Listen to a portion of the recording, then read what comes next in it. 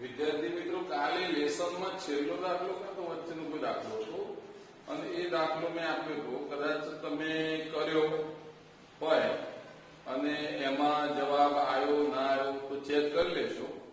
અત્યારે એક કાલે હોમવર્કમાં આપ્યો તો એ દાખલાની જ એક રીત બોર્ડ પર સમજાવી દઉં છું અને એ આ રીતે છે.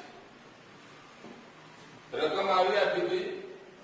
એક પ્રતિષ્ઠિત પુસ્તકાલય પ્રથમ 3 દિવસ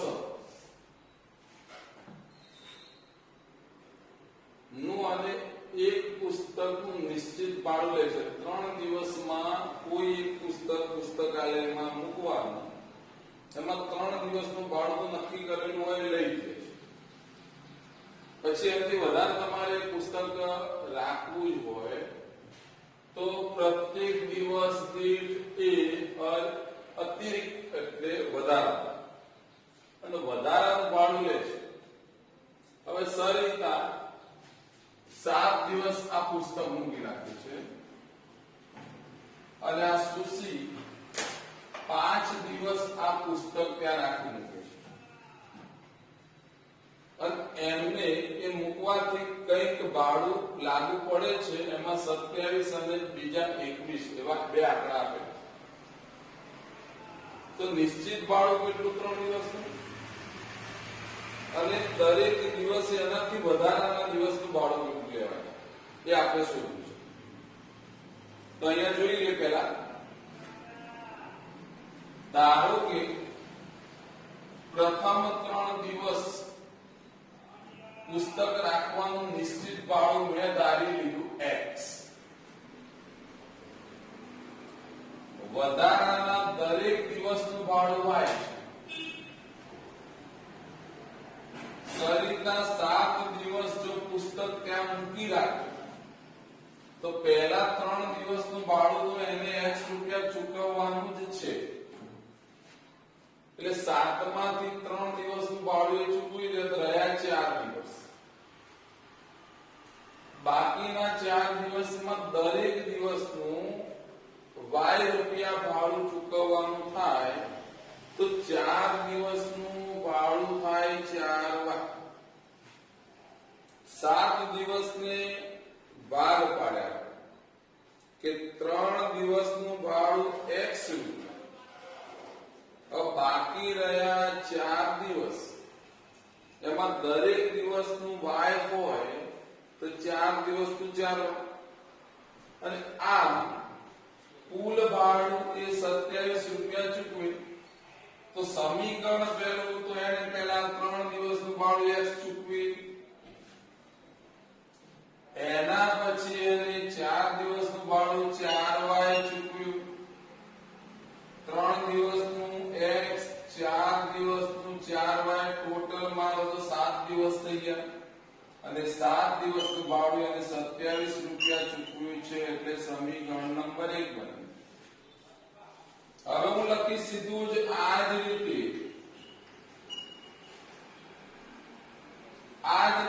અહીંયા સમજાવું છું. સુશી 5 દિવસ પુસ્તક રાખી તો પહેલા 3 દિવસનું ભાડું x ચૂકવવાનું છે.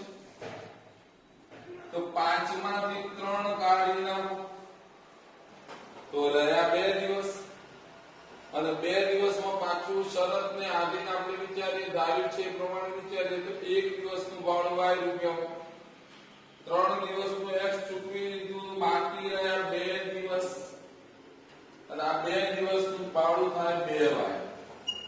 સમજો 3 દિવસનું ભાડું ચૂકવે છે, 2 દિવસનું ભાડું ચૂકવે છે, 3 દિવસનું 2 દિવસ, ટોટલ 5 દિવસ અને એનું કુલ ભાડું શરતમાં તમને આપ્યું છે 21 રૂપિયા ચૂકવે છે. એટલે 21 નંબર 2. પહેલું સમીકરણ લાવવા માટે મેં સમજૂતી આપેલી છે એટલે બીજું સમીકરણ લાવવા માટે શરત મુજબ મેં ડાયરેક્ટ સમીકરણ લખ્યું ઉપરની સમજૂતી પ્રમાણે. મારી પાસે 2 સમીકરણ તૈયાર છે. પહેલું સમીકરણ છે x વત્તા 4y બરાબર 27, બીજું છે x વત્તા 2y બરાબર 21. હવે આ બે સમીકરણમાં x નો લોપ થઈ શકે, માઇનસ માઇનસ માઇનસ કરી દઈએ તો x વાળા પદો ગયા. 4y માંથી 2y જાય તો 2y રહે અને અહીંયા 27 માંથી 21 જાય તો 6 રહે. y બરાબર 6 ના છેદમાં 2 રહે તો y બરાબર 3. મને એક જવાબ મળી ગયો. તો y બરાબર 3 મળ્યું. સમીકરણ કોઈ એક લઈએ, સમીકરણ પહેલું લઈએ કે બીજું લઈએ કોઈ પણ ચાલે. હું પહેલું લઈ લઉં છું. x 4y બરાબર 27 છે. એમાં કિંમત મારે મૂકવાની છે. y બરાબર 3, y બરાબર 3 મૂકતા x 4 કૌંસમાં 3 બરાબર 27, 4 તરી 12 થાય અને 12 ને હું હવે આ બાજુ લઈ લઉં. x બરાબર 27 ઓછા 12, x બરાબર આમાંથી આ બાદ કરીએ તો 7 માંથી 2 જાય તો 5 રહે અને 1 15. તો મારે હવે જે દારિદ્ર્ય પ્રમાણ લખવું છે કે નિશ્ચિત ભાડું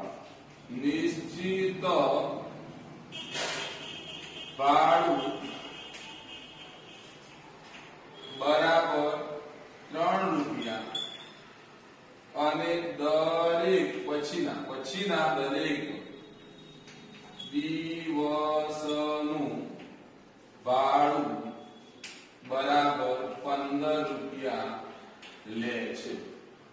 સમજી ગયા છો? નિશ્ચિત ભાડું 3 રૂપિયા, દરેક દિવસનું ભાડું 15 રૂપિયા થાય. ઉદાહરણ મેં હોમવર્કમાં આપ્યું હતું એ ઉદાહરણ સમજાઈ ગયું. બરાબર. હવે નવા લઈએ. દરેક કૂટ પ્રશ્ન તમે જોશો એટલે રકમ બદલાય. રકમ બદલાય તો એના અનુસંધાનમાં તર્ક આધારિત એ શું કહી રહી છે રકમ, એ જ્યાં સુધી ન જાણીએ ત્યાં સુધી કોઈ સમીકરણ આપણને મળવાનું નથી. અને મળશે તો ખોટા મળશે. અત્યારે જે આખી રકમ બોર્ડ પર લખેલી છે એ પહેલા હું વાંચી નાખું, પછી સમજૂતી પેટે ઉદાહરણ આપું જે પ્રેક્ટિકલ આપણી દુનિયામાં ઘરમાં જ છે એવું. પછી આ દાખલો બની એક હોસ્ટેલના વિદ્યાર્થીનું ભોજન ખર્ચ અલસો તો અચળ, એટલે અચળ ખર્ચ તો ફિક્સ છે. હોસ્ટેલમાં રહેતા વિદ્યાર્થી તેને કહી દીધું કે તમારી ડિપોઝિટ પેટે આટલા રૂપિયા આપવા, અથવા તો આ હોસ્ટેલમાં નિયમ બનાવેલો છે કે રજીસ્ટ્રેશન ફી કંઈક ભરવી પડશે, ફોર્મ સાથે એડવાન્સ આટલા ભરો, નક્કી કર્યું. પછી કે તમે જમવા આવો તો વિદ્યાર્થી જેટલા દિવસ જમવા આવે એટલા દિવસે પાછું દરરોજ જે જમે છે એનું ખર્ચ, જે ખાય છે એનું નક્કી કરેલું છે ખર્ચ કે ભાઈ 80 રૂપિયા આપણે ઉદાહરણ લઈએ, 80 રૂપિયા આપણે નક્કી કર્યા. તો સીધી વાત છે, એક દાળ ખાય તો પછી એક દિવસનો એને 80 રૂપિયા આપવા પડે. બીજા દિવસે ખાય તો પેલા 80 રૂપિયા આગલા દિવસના, બીજા દિવસના 80 તો 160 રૂપિયા થાય. એમ જેટલા દિવસ ભોજન લે એટલા દિવસે 80 રૂપિયા આપવા પડે. આપણે આપણા ઘરની વાત કરીએ ઉદાહરણ સમજવા માટે કે આપણા ઘરમાં લાઇટ બિલ આવે છે તો આપણે MGVCL એને નક્કી કર્યું કે તમારા ઘરમાં 50 રૂપિયા અમારું મીટર લાગે છે એનું ભાડું તો આપવું જ પડશે. એ દરેકના ઘેર લાઇટ વપરાય કે ન વપરાય, મીટર બંધ હોય કે ચાલુ હોય, તમે ગામડે ગયા વેકેશન હોય તો પણ તમારું લાઇટ બિલ 0 ના. 50 રૂપિયાનું ભાડું તો એ રહેશે, જેમાં સર્વિસ ચાર્જ, થાંભલાનો કોઈ ચાર્જ લાગતો હોય બધું આવી.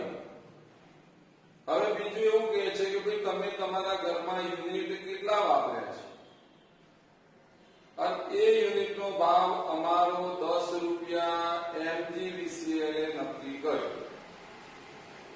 હવે તમે તમારા ઘરમાં વીજળી બાળો છો, ઉપયોગ કરો છો, તેને કારણે તમારા ઘરમાં 200 યુનિટ રૂપિયા 200 યુનિટ જે વપરાયા છે, તો હું એવું વિચારું કે 200 યુનિટ મારા ઘરમાં વપરાયા હોય અને એમજીવીસીએલ 1 યુનિટના 10 રૂપિયા લે, તો એકના 10 રૂપિયા, તો 200 ના કેટલા? તો કે 2000 રૂપિયા થશે.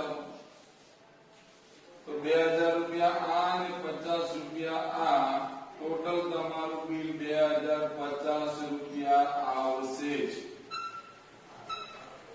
એટલે ફિક્સ થઈ ગયું. એક ચાર્જ નક્કી હોય છે, અચળ, જે તમને લાગુ પડી જાય છે. વીજળી વાપરો ન વાપરો એનું ભાડા સહિત બધું જ ગણતરી. અને એક તમે જે વીજળી વાપરો છો એના પૈસા ભરો. એટલે આ રીતે ટોટલ બિલ કેટલું આવ્યું એ આ રીતે સમજી શકાય. હવે આ વાત પૂરી થઈ ગઈ, તો આપણે અંદાજિત અહીંયા જે વાત ચાલતી હતી અને આગળ વધીએ તો શું આવે? હોસ્ટેલનું અચળ ભોજન ખર્ચ x રૂપિયા. જેવું હોસ્ટેલમાં હું ગયો કે તરત જ મારે ફોર્મ ભરી રજીસ્ટ્રેશન ફી કાં તો એના નિયમ પ્રમાણે કઈ ભરવાના રૂપિયા આવતા હોય એ તો આપવા જ પડે.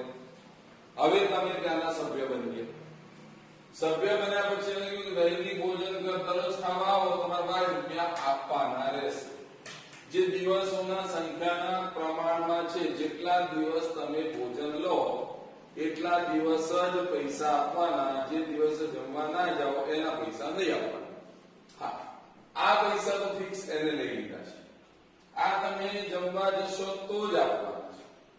એટલે એ વિદ્યાર્થી મારી પાસે હતો અને એને આ 20 દિવસ ભોજન કર્યું, તો એને 20 દિવસનું ભોજન ખર્ચ કેટલો આવે? તો એક દિવસના એને y રૂપિયા આપવાના થાય. તો 20 દિવસના અમે 20y રૂપિયા આપવા પડે.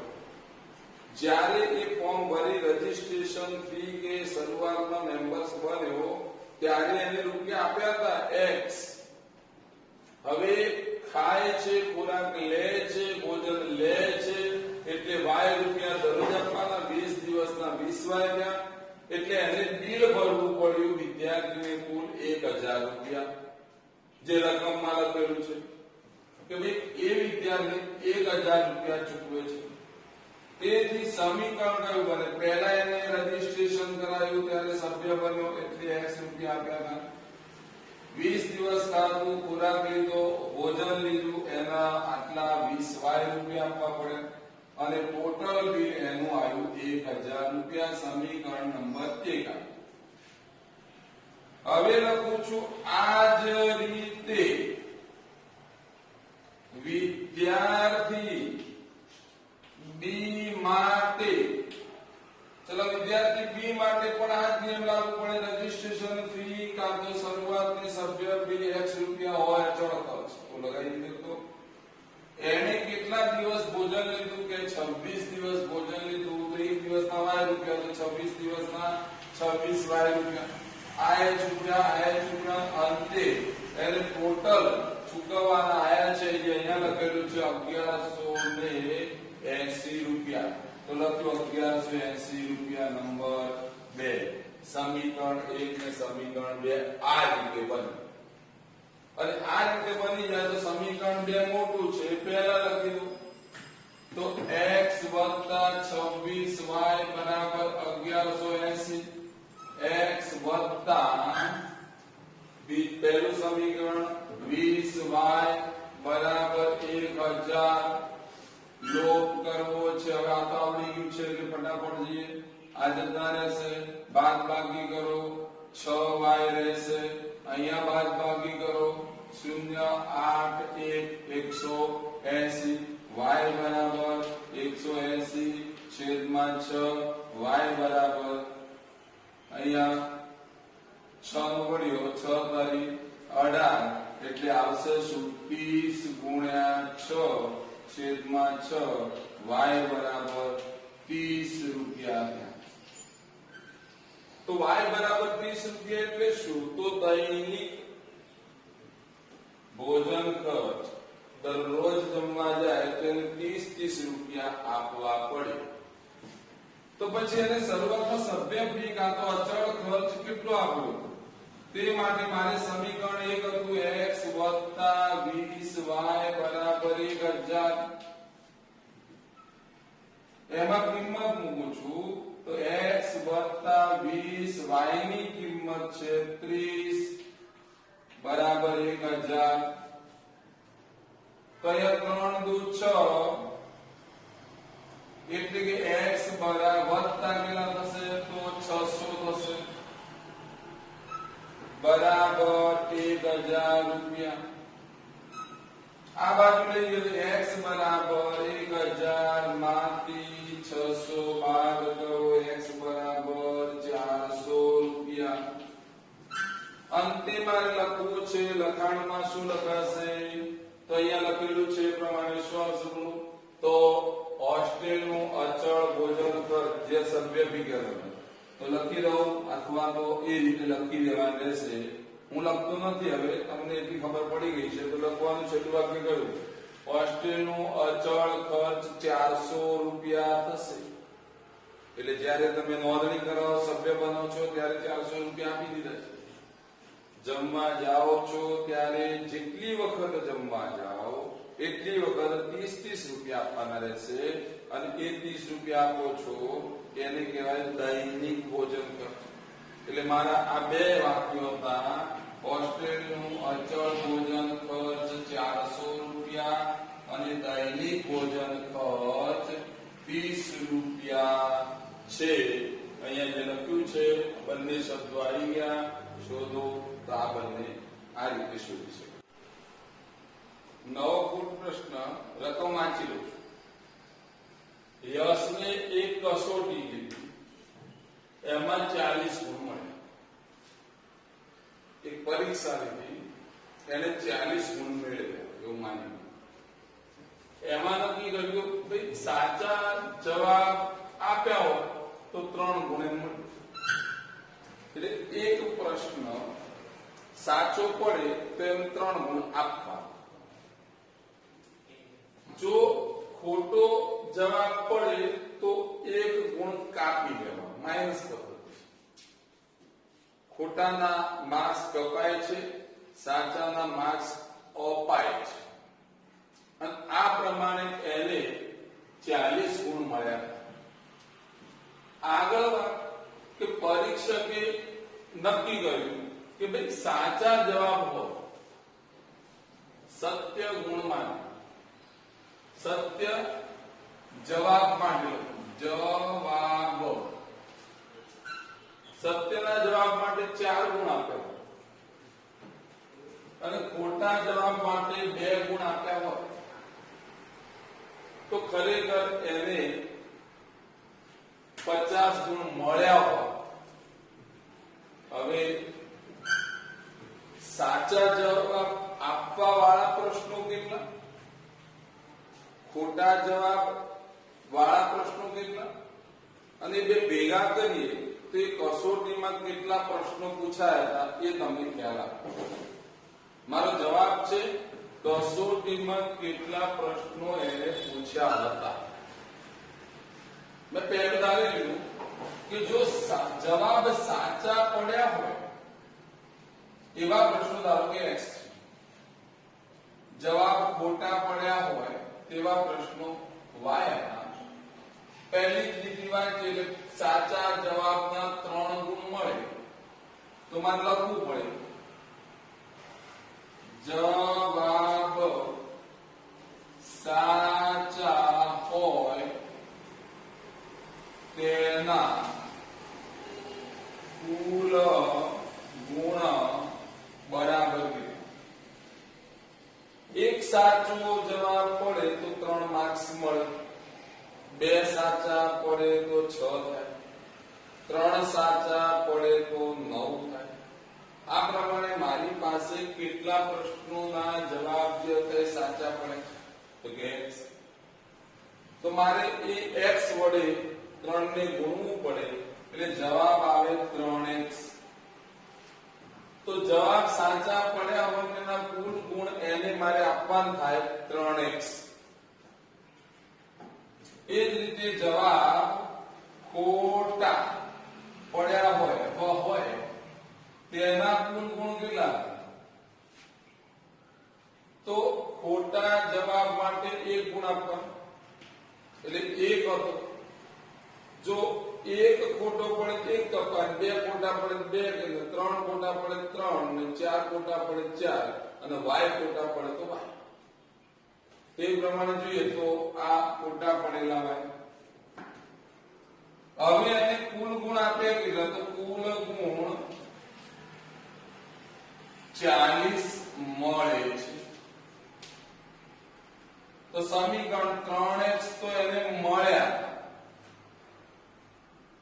અને એને ખોટા પડ્યા એટલા તો પાછા કાપવાના છે, બાદ કરવાના છે એટલે y બાદ થઈ ગયા અને એને ટોટલ 40 ગુણ આ રીતે પ્રાપ્ત થયા. તો સમીકરણ બન્યું આટલા એને પરીક્ષકે આપ્યા છે, આટલા એને કાપ્યા છે. આપ્યા એમાંથી કાપ્યા અને એના રિઝલ્ટમાં આયા 40 ગુણ. આ જ રીતે શરત મુજબ બીજું સમીકરણ લેવું હોય તો સીધી વાત એવી થાય કે સાચાના 4 ગુણ આપવાના. જેમ અહીંયા 3x લખ્યું એમ કેટલા આવશે? તો કે 4x આવશે. ખોટાના કાપવાના y પ્રશ્નો છે. ખોટા જવાબ માટે 2 ગુણ. એક પ્રશ્ન ખોટો પડે તો 2 માર્ક્સ કપાય, 2 ખોટા પડે તો 2 ગુણવા પડે, 3 ખોટા પડે 3 ગુણવા પડે, y ખોટા પડે તો y ગુણવા પડે. તો એ થઈ ગયા 2y. 4x આપ્યા, 2y કાપ્યા અને રિઝલ્ટ બન્યું એમાં કુલ 50 માર્ક્સ આપ્યા છે. આ સમીકરણ મેં ડાયરેક્ટ લખ્યું છે એટલે થોડું અહીંયા સમજાઈ દો. સાચા જવાબ માટે 4 ગુણ આપવાના એટલે x પ્રશ્નોના 4 ગુણ 4x થાય, y પ્રશ્નોના 2 ગુણ 2y થાય. આટલા આપવાના હતા એટલે 4y આપવાના, 2y બાદ કરવાના અને અંતે એનું રિઝલ્ટ 50 ગુણનું આવ્યું. તો સમીકરણ 1 મળ્યું, સમીકરણ 2 મળ્યું, સમીકરણ 1 અને 2 નો હવે લોપથી આપણે જવાબ લાવીએ તો 3x ઓછા y બરાબર 40 છે. 4x ઓછા 2y બરાબર 50 છે. કોઈ એવું કે સાહેબ આમાંથી 2 કોમન કાઢ્યા હોત ને એને નીચે લઈ ગયા હોત તો સમીકરણમાં નાનું બની શકે? બનાવાય? બની શકે, પણ ના બનાવો તો આપણે લોકની રીતમાં ગુણીશું એટલે ઓટોમેટિક એ પ્રકારે બની જશે. તો હવે ઉપરનું સમીકરણ ને નીચેના સમીકરણમાં કોનો લોપ કરવો છે? તો કે y નો લોપ કરવો છે. જો y નો જ લોપ કરવો હોય એના સહગુણક સરખા થવા જોઈએ. એટલે સમીકરણ 1 3x જે હતું એમાં અહીંયા મારે જોઈએ છે કેટલા? તો કે 2y. તો આને કેટલાય ગુણીશ? 2 વડે. હું ઝાંખા અક્ષરે લખું છું 2 આવું, ભૂલ ના થાય ખબર પડે એ માટે. તો આનો ગુણાકાર થાય કેટલો? તો કે 3 દુ 6x. લખાણ લખતો નથી, ડાયરેક્ટ જે બોલું છું એ પ્રમાણે વર્તું છું. એટલે કે 3 દુ 6x ઓછા 2y બરાબર 80. 4x ઓછા 2y એના એ સમીકરણ લખ્યું બરાબર 50. આ ઋણ છે 9 ઉડે એટલે ચિહ્ન બદલવાનું વારો માઈનસ, તો અહીંયા પ્લસ થશે. ઋણ છે એટલે ધન તો ઋણ, અહીંયા પણ ઋણ.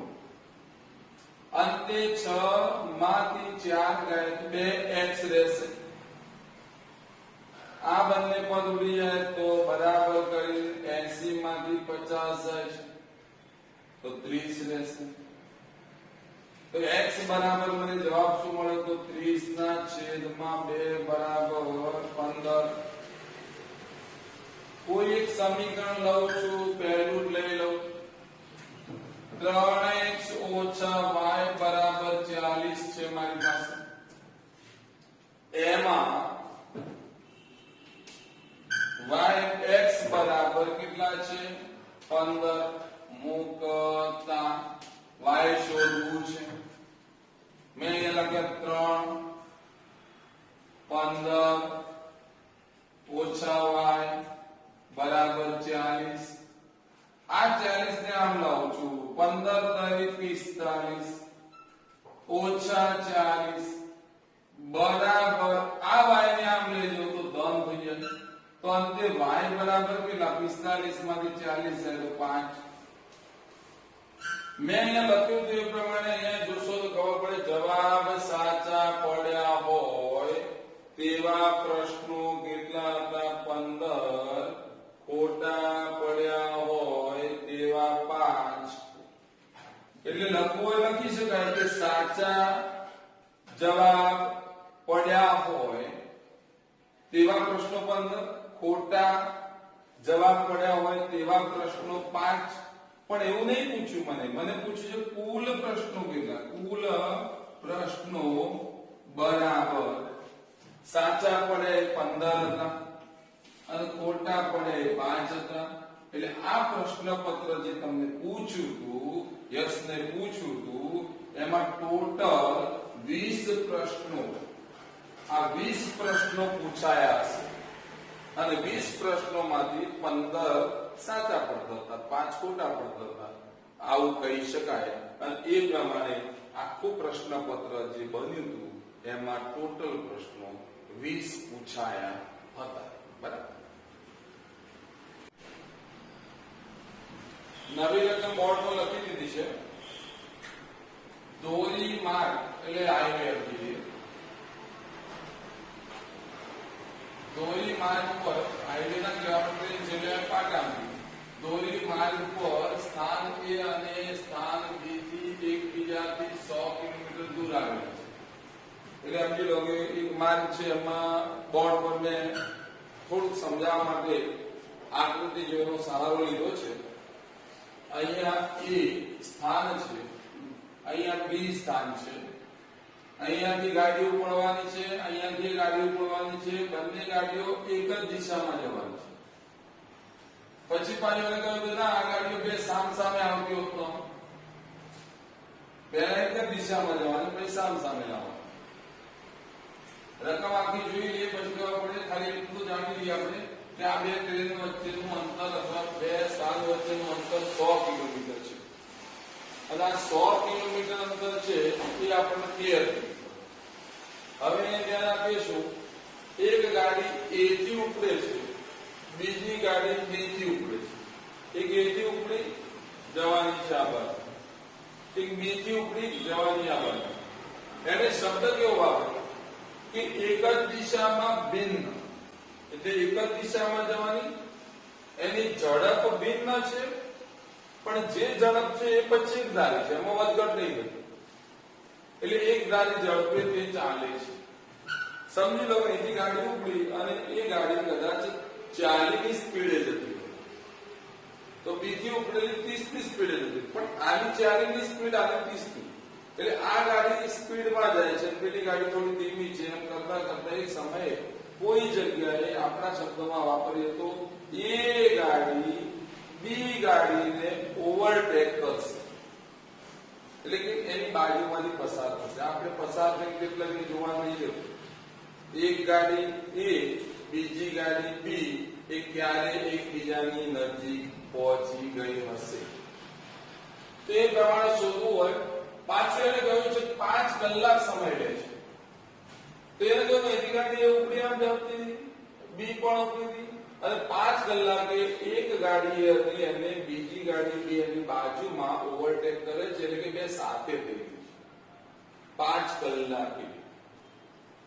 મેં ધારવાની શરૂઆત કરી, ધારો કે ગાડી એની ઝડપ x કિમી પ્રતિ કલાક, કિલોમીટર પ્રતિ કલાક નો મતલબ એવો થાય કે 1 કલાકમાં આપણે કહીએ 60 કિમી પ્રતિ કલાક એવો શબ્દ વપરાય એટલે 1 કલાકમાં 60 કિમી અંતર કાપે 100 કિમી પ્રતિ કલાકનો મતલબ થાય 1 કલાકમાં 100 કિલોમીટર અંતર કાપે તે રીતે x કિમી પ્રતિ કલાકનો મતલબ થાય કે 1 કલાકમાં x કિલોમીટર અંતર કાપશે તો વિચારો કે 1 કલાકમાં ગાડી એ હોય 1 કિલોમીટર અંતર કાપતું હોય તો આપણે 5 કલાક ગાડી ચલાવવાની 5 કલાક પછી ગાડી એ કેટલા કિલોમીટર પહોંચી હશે તો 1 કલાકમાં x 2 કલાકમાં 2x 3 કલાકમાં 3x તો 5 કલાકમાં 5x કિલોમીટર અંતર કાપશે જેમ બતાવ્યું છે a થી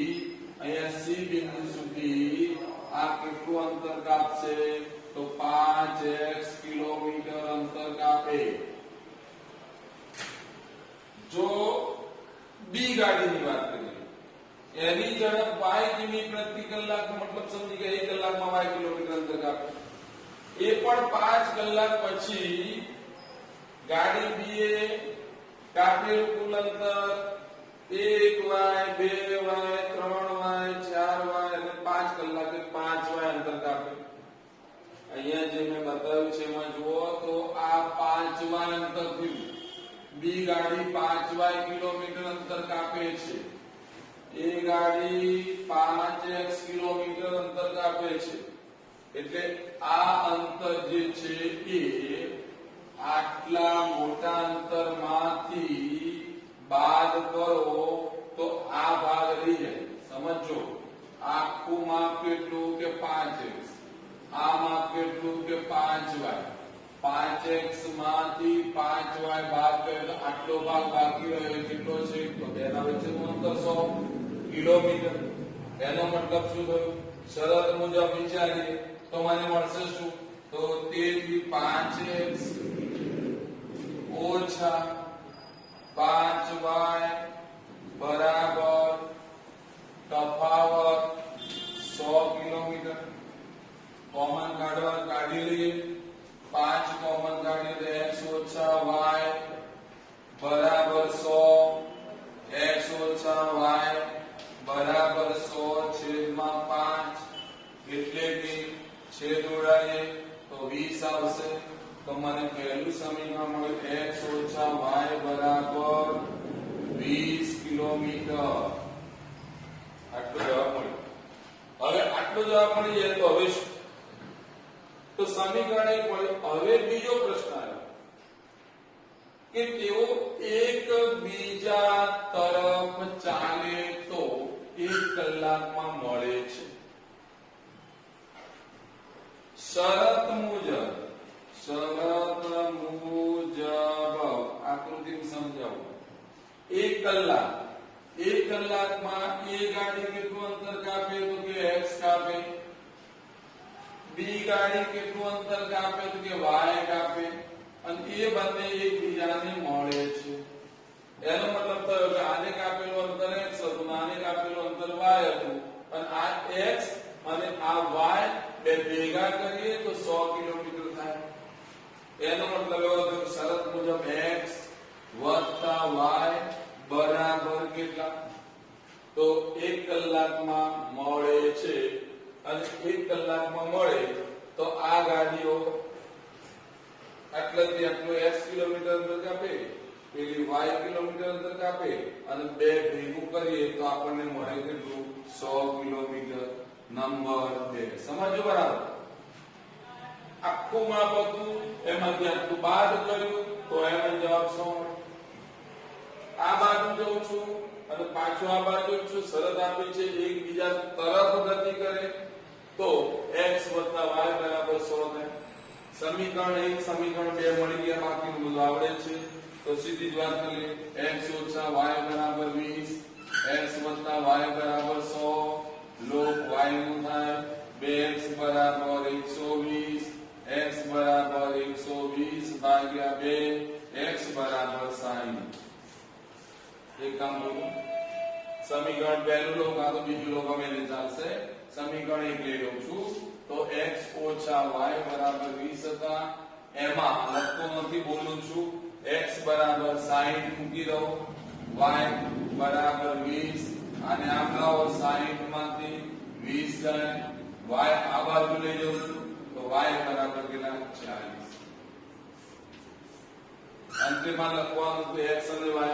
બોર્ડ પર જોયું છે ગાડી a ની ઝડપ x, તો a ની ઝડપ બરાબર 60 કિમી પ્રતિ કલાક, b ની ઝડપ બરાબર 40 કિમી પ્રતિ કલાક. સમજી ગયા છો? થોડુંક આમાં સમજવામાં તકલીફ પડે એવું લાગે તો મારું જે બોલેલું વિડિયો છે ફરીથી જોઈ લેશો એટલે તમને ઓરિજિનલ ખબર પડી જશે કે આ કેવી રીતે સમીકરણ 1 સમીકરણ 2 આપણા જોડે આયા હતા અને સમીકરણ નંબર 1 સમીકરણ 2 જે સમીકરણ આયા છે લોકનું તમને આવડે છે. ઓકે.